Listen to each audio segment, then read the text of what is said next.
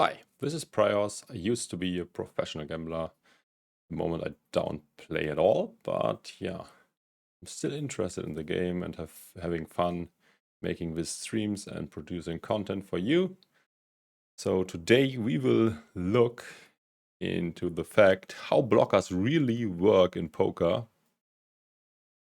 And I think this video probably is from a No Limit Holdem Pro, so this might on first glance not be that relevant for a Pot Limit Oma player, but I will give the perspective from a Pot Limit Oma player too. And in addition to that, it's always good to look beyond your nose and beyond the things you know, and it can be very helpful to adapt things from other games. And yeah, so let's get into it. By the way, this video is from BluffTheSpot. Thank you for that. And without further ado, let's now start with the content. Hey guys, Simon here from BluffTheSpot, and today we're going to be talking about a pretty popular topic, and we're going to be talking about blockers. We're going to talk about how much they matter when it comes to formulating our river decision making, how important they are, should we be putting weight into blockers, should we not, and we're going to be taking a bit of a deep dive into this. Now, before I jump into this, I want to let you guys know that we still have Jimmy DeRaid's tips for how to crush 3-bet pots. This is still, you can get a free copy of this. All you need to do is check out the link in the description below. So I highly recommend you guys check that out. Really, really valuable stuff. And with that out of the way, let's jump into it. This guy's very small volume. Blockers, everyone likes to talk about them.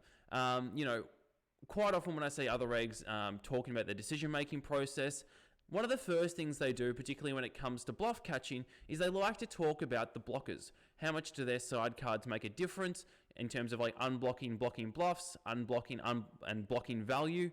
And this is normally like the first port of call for a lot of people.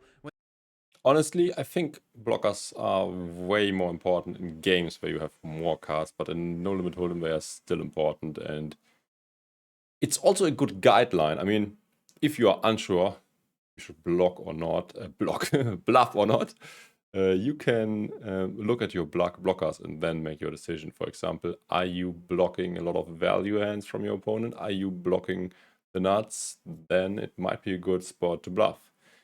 If you don't, probably it's not a great spot unless you have further reads to divide from GTO.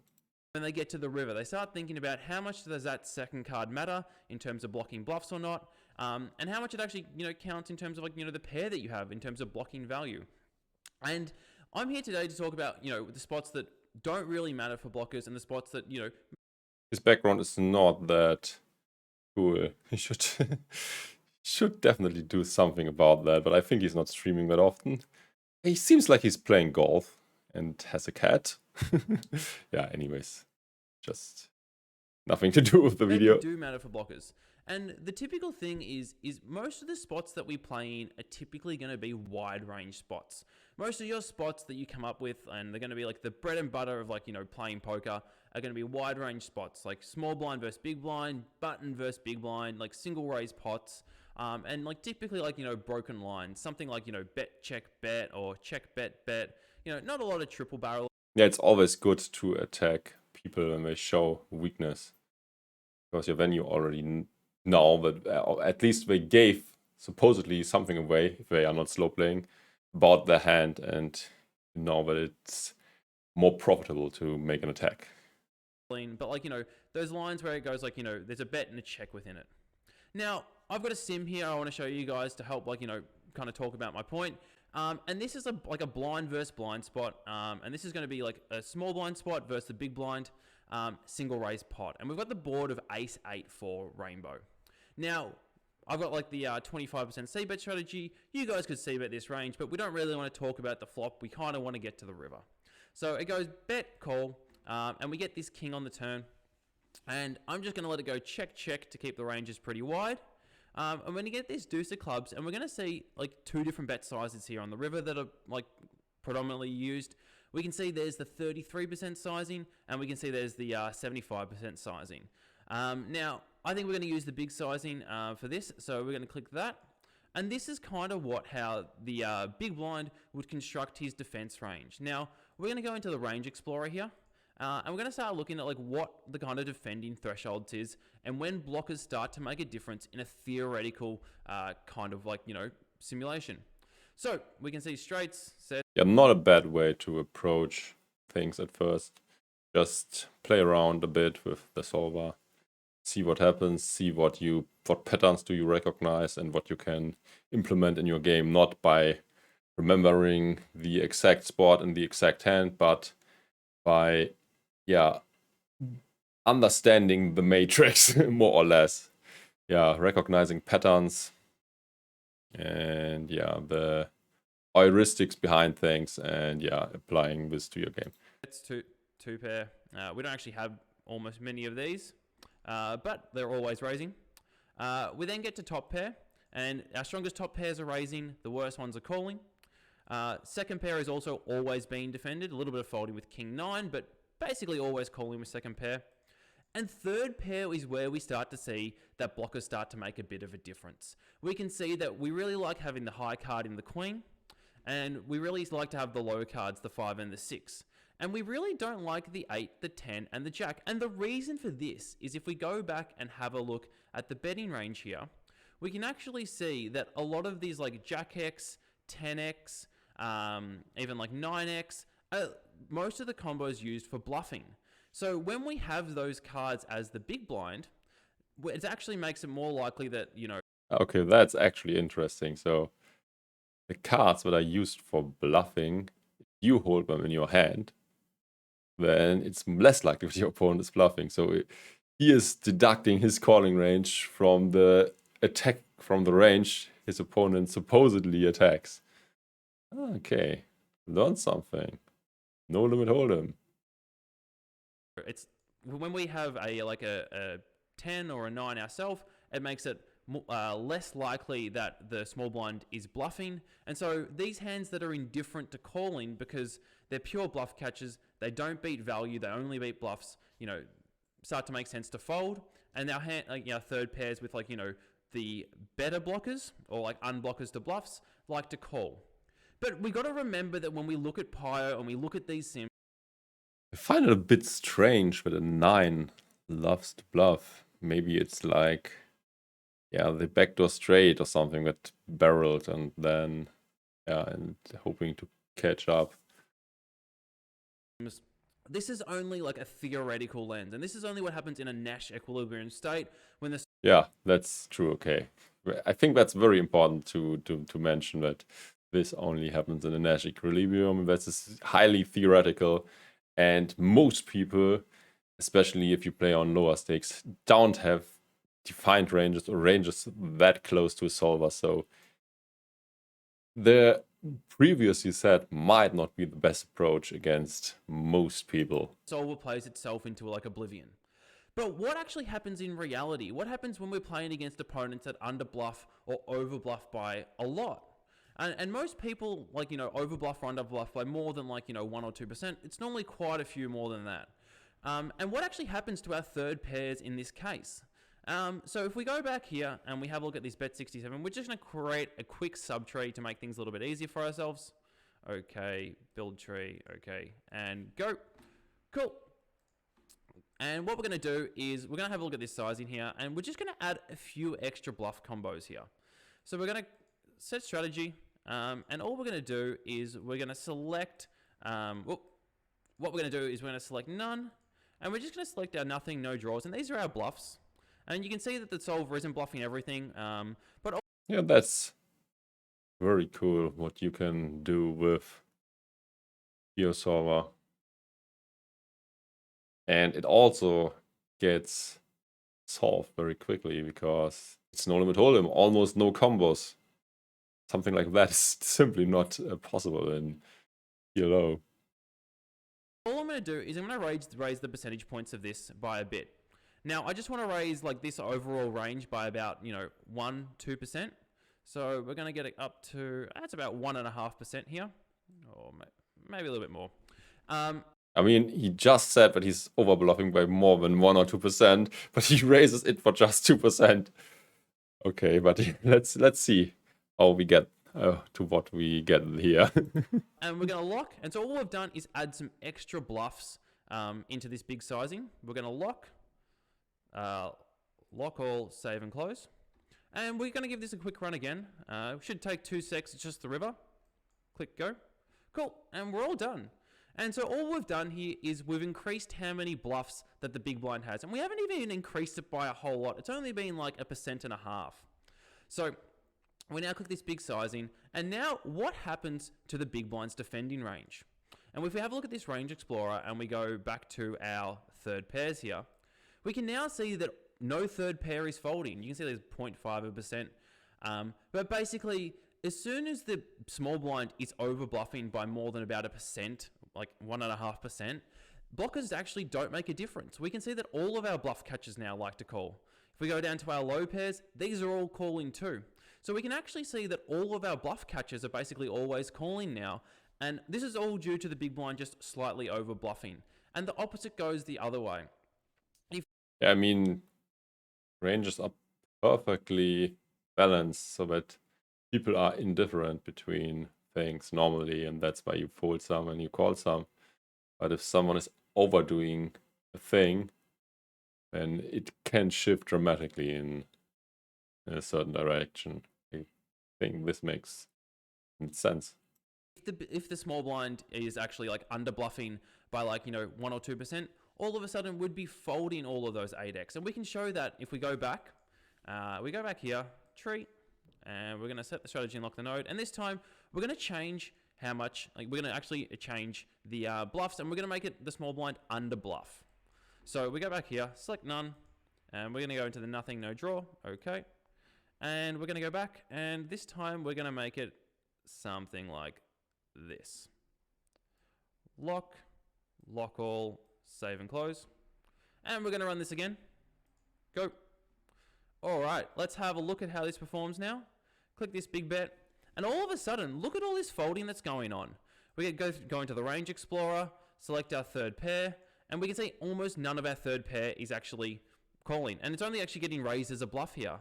Even our second pairs, these hands that were calling pure originally, because they're a pure bluff catcher and the small blind is under bluffing, they're no longer calling. It now needs to be top pair where we actually beat value until we actually start calling again. And this is a very important concept. Yeah, that's very important. He's completely right. I mean, basically you can call, this basically means you can call all bluff catchers, or most of it, if he's only slightly over bluffing, and you can fold. If you think that he's under bluffing, you can fold a lot of stuff. Okay, that's actually quite sick, and I didn't expect it, these tiny changes, to make such a huge difference. Yeah, already worth it having watched this video. So the first thing that what I like to do when I get to the river is I like to think, is my opponent over bluffing or are they under bluffing? And this helps to formulate my decision making process. I don't spend a ton of time thinking about blockers, how much they affect the bluffing range and value range, because ultimately, in reality, in these games that we play against unbalanced opponents, we should be trying to do everything we can to exploit their exploitable strategies. And a lot of this involves making decisions around whether things are over bluffed or under bluffed. Yeah, I think what helps a lot determine this, because often in game it will be very hard, or you didn't pay close enough attention, whatever, you are tired. That's why you need to get, you have to check in hindsight if it's allowed on your side, but if it's allowed, you should definitely use a tracker, because you will have so many valuable statistics. And for many stats, there is like a baseline. So let's say whatever, normal river continuation bet is 40% or whatever. This is just an example. I don't know what the exact river percentage should be. But if someone is having 60%, you know, okay, this guy is over bluffing a ton, or my sample size is too low. You always have to take this into my consideration as well. And then you can apply the strategy he just teached us. And yeah, if you want to sign up for Holdem Manager or Pokertracker, use my links below.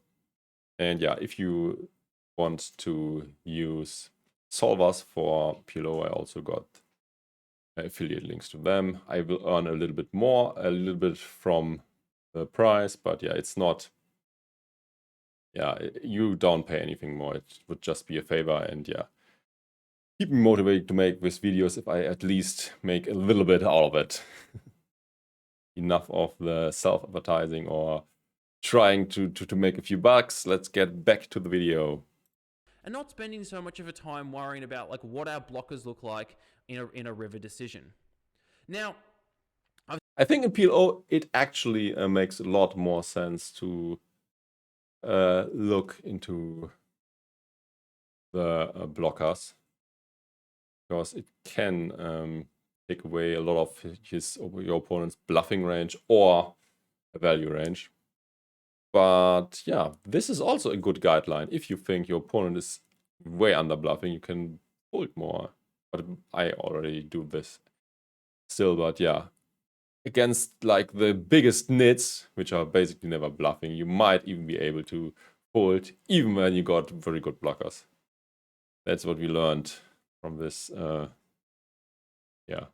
concept. I've spoken for a bit now about why I think blockers aren't super important, particularly in a spot like this. And the most common counter that I have to this is, what about in tight range spots? What about in spots where there's not that many combos? You know, in a spot like this, you know, there's still quite a few combos. You know, there's like 35, 40, 50 combos on the river. So we are talking something like UTG versus button or something like that, I guess. And so, you know, blockers aren't as important here. But what about in a 4-bet pot? And this is actually correct. Okay, 4-bet pot also should have very tight ranges and very little combos. In 4-bet pots, blockers do start to make a bit of a difference, but still only to a certain extent. So it also matters how much you can boil down the range of your opponent.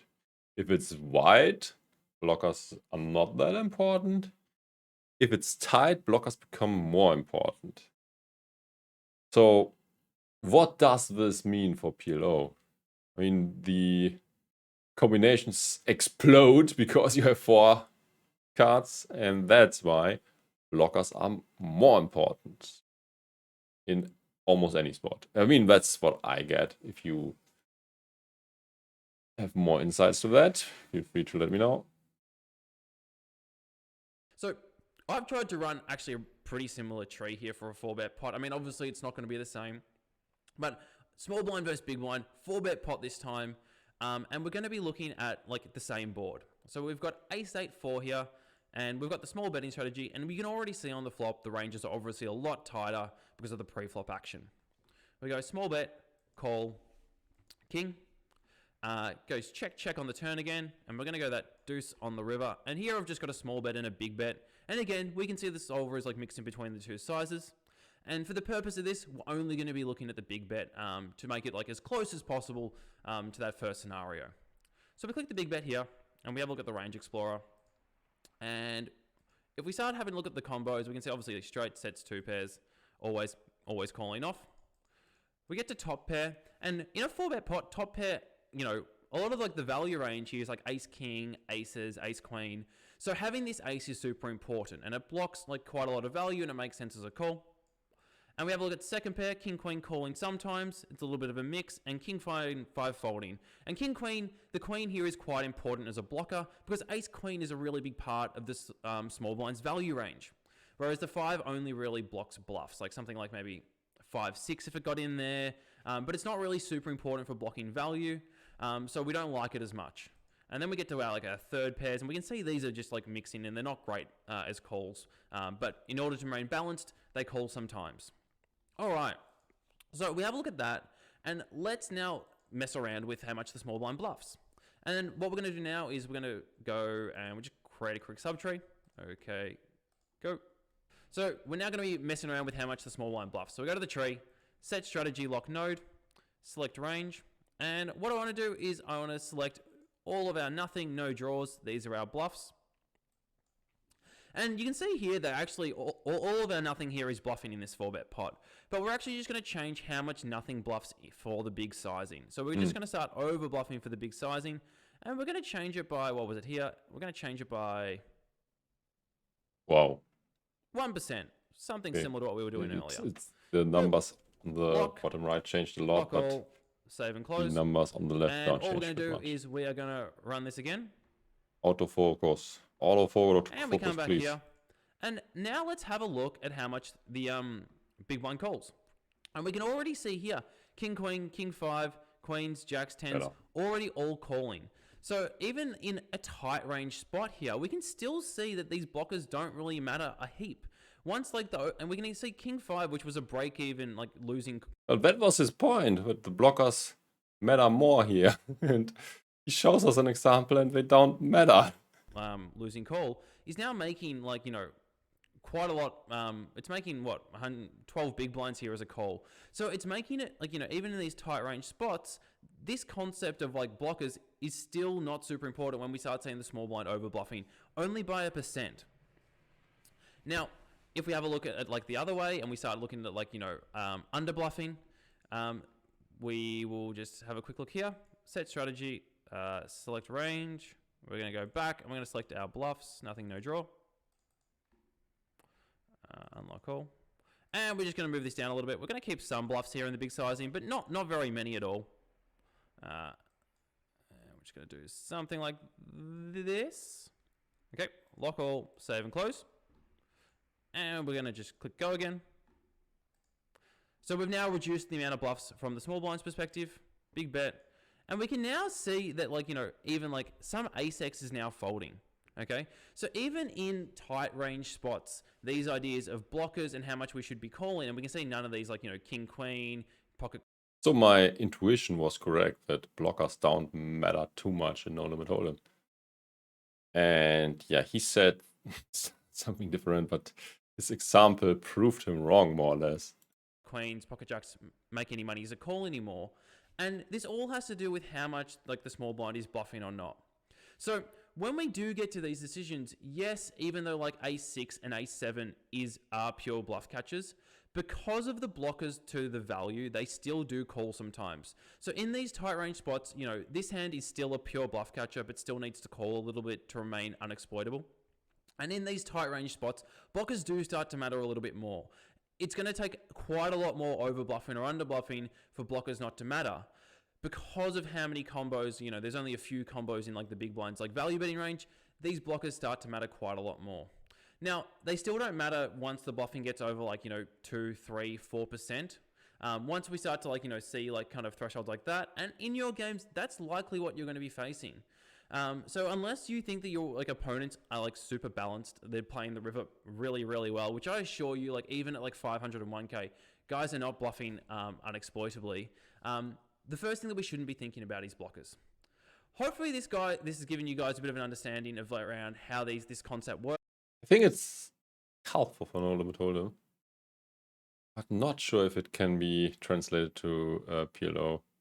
I think I will still be looking at my blockers a lot, and I think it makes a lot of sense.